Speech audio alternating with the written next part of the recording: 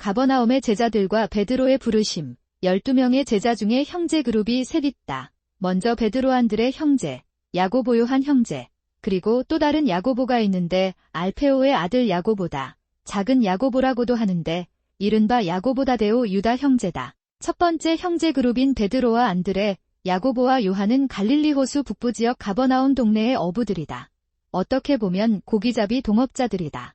마태복음을 보면 이 네 친구들이 같이 배를 타다가 야고보와 요한의 아버지 세베대와 함께 5명이 고기를 잡고 그물을 씻던 중 예수님이 사람을 낚는 어부가 되게 하겠다고 하시면서 부르자 아버지를 버려두고 따르는 장면이 나온다. 아주 기계적으로 따른 것처럼 기록한다.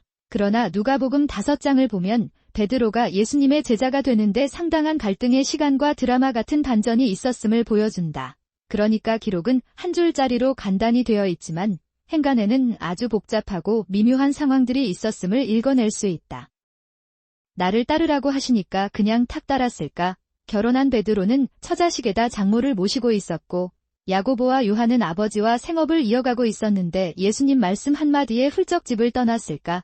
그 진한 갈등을 보여준 곳이 바로 누가복음 5장이다. 베드로의 아버지는 요한이다. 그래서 예수님은 베드로를 요한의 아들 시몬이라고 불렀다. 시몬은 히브리식 이름이고 베드로는 아람어로 돌 혹은 반석이란 뜻이다. 예수님이 무리를 상대로 말씀을 전하시다 보니 바닷가를 주로 사용하셨다. 그러다가 사람들 앞에서 말할 무대가 필요했다.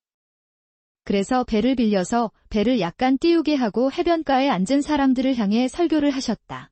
여기서 잠깐 빌린 배가 베드로와 안드레, 야고보와 요한이 같이 쓰는 그 배였다. 가르침이 끝나고 사람들이 돌아간 후 미안하셨는지 예수님은 베드로와 그 친구들에게 지난밤에 고기 얼마나 잡았냐고 물어보신다. 얼마 못 잡았다고 하자 그럼 다시 가서 좀 더 깊은 데로 가서 그물을 던지라고 하신다. 말도 안 되는 이야기 같았지만 말씀의 은혜도 받았고 해서 무심코 던진 그물에 엄청난 고기가 잡힌다. 그물이 찢어질 정도로 말이다. 바로 그때 다른 친구들은 대박이라고 소리치며 환호할 때 베드로는 무릎을 꿇고 예수님이 하나님의 아들이라는 것을 깨닫는 모습이 나온다. 그리고 자신은 죄인이라고 고백하며 자신을 떠나주실 것을 간구한다. 베드로의 첫 번째 인식이자 하나님 체험 사건이다. 흔히 베드로를 좌충우돌 잘난쟁이 변덕스런 제자로 희화화하지만 사실 그는 탁월한 영적 명민함을 가진 제자였다.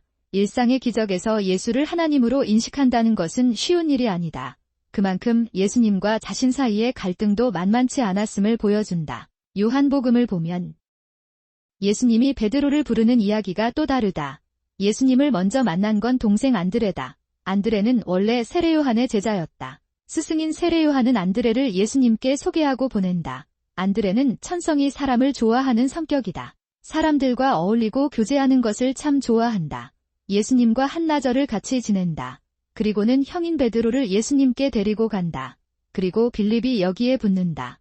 빌립은 다시 동네 친구 나다나엘에게 예수님을 소개하고 만나게 해준다. 성경에 보면 바돌로메라고도 부르고 있다. 이렇게 초기에 안드레와 베드로, 야고보와 요한, 그리고 빌립과 그의 친구 나다나엘이 합류하면서 6명이 되었다. 흥미로운 사실은 훗날 형 베드로는 서방 로마 가톨릭 교회의 첫 수장이 되었고 동생 안드레는 동방 그리스정 교회의 첫 수장이 되었다는 점이다.